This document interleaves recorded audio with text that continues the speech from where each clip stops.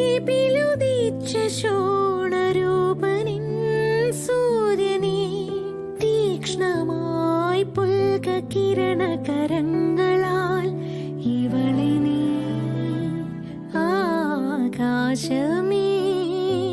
കഥയിലെ ഹൂറിയോ ഞാൻ കടലടുക്കോ നിന്റെ മരതക ഗൃഹം